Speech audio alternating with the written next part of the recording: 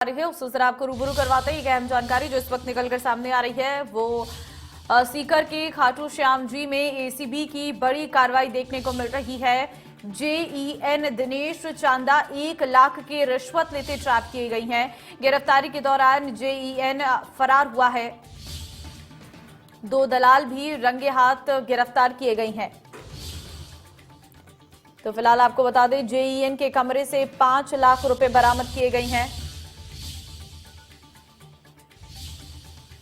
Bill pass कराने की एवज में रिश्वत मांगी गई थी।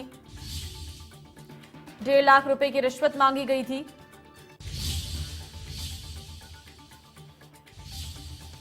तो फिलहाल आपको बता दें बिल पास कराने की एवज में रिश्वत मांगी गई थी और 1.5 लाख रुपए की रिश्वत मांगी गई थी।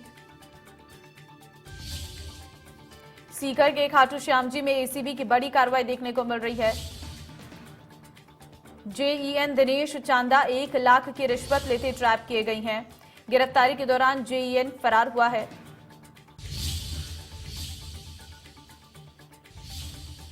बिल पास करवाने की एवज में रिश्वत मांगी गई थी। 1.5 लाख रुपए की रिश्वत मांगी गई थी। सीकर के खाटू श्याम जी में एसीबी की बड़ी कार्रवाई देखने को मिल रही है।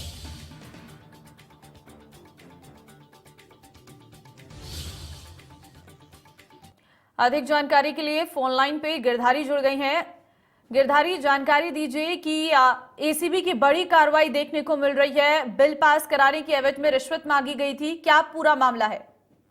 जी बिल्कुल ममता, बताना चाहूंगा कि ये पूरा मामला खाटू श्याम जी नगर पालिका का है, जहां पर जेएन दिनेश चांदा है जो कि निर्माण कार्य के जो बिल थे 16 लाख रुपए के बिल थे सड़क निर्माण के, उसकी एवज में 1.5 लाख रुपए की रिश्वत की मांग कर रहा था परिवादी से।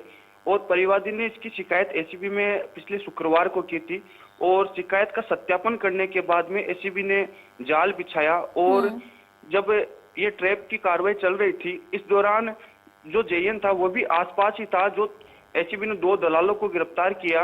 इसी दौरान चकमा देकर जेएन मौके से फरार हुआ। और जब जेएन फरार हुआ तो उस दौरान उसने अपनी गाड़ी से 2-3 गाड़ियों को टक्कर भी मारी, लेकिन वो पुलिस के हाथ नहीं लगा। जगह जगह नाकाबंदी भी करवाई, लेकिन अभी तक जेएन फरार है।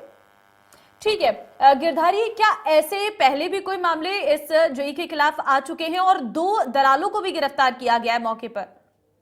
जी बिल्कुल, बताना चाहूंगा कि खाटू श्याम जी एक नगर पालिका में कई जमीनों के सौदे होते हैं, कई निर्माण कार्यों के बड़े काम होते हैं।